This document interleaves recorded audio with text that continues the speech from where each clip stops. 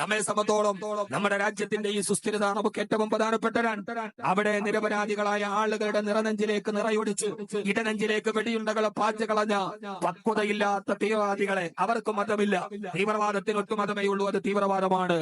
അവിടെ മുസ്ലിമാണോ എന്ന് ചോദിച്ചാൽ, ആരാണ് മുസ്ലിം എന്ന് ചോദിച്ചാൽ, അല്ലാഹു അക്ബർ എന്ന് പറഞ്ഞ് 28 പേരുടെ ഇടയിലേക്ക് നിടയൊടിക്കുമ്പോ ബിസ്മില്ലാ എന്ന് പറഞ്ഞുകൊണ്ട് അവരുടെ കയ്യിൽ നിന്ന് തോക്ക് പിടിച്ചു വാങ്ങി ഇടനെഞ്ചിലേക്ക് വെടിയേറ്റ് മരിച്ചുപോയ സയ്യിദ് ആദിൽ ഹുസൈൻ ഷാ.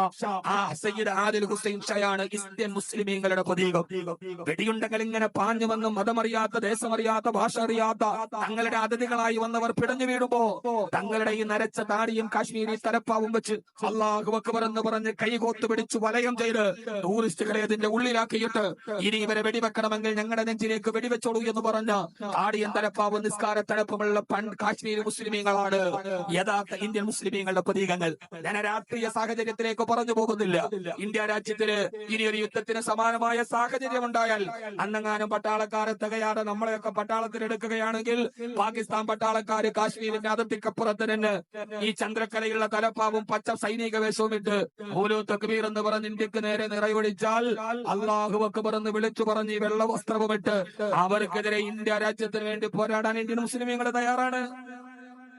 നമ്മളെ സംബന്ധിച്ചോളം നമ്മുടെ രാജ്യത്തെ കാക്കുക എന്നത് ഒരു പൗരന്റെ പ്രധാനപ്പെട്ടതാണ്. ഇതിന്റെ സുസ്ഥിരത, ഇതിന്റെ സാഹോദര്യം.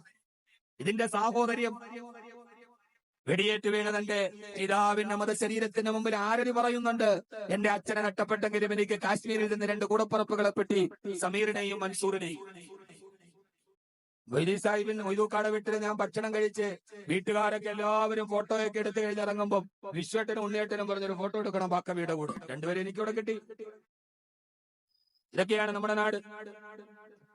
അത് നല്ല കണ്ണുകൊണ്ട് കാണാൻ അല്ലാഹു നമുക്ക് സൗഭാഗ്യം നൽകട്ടെ.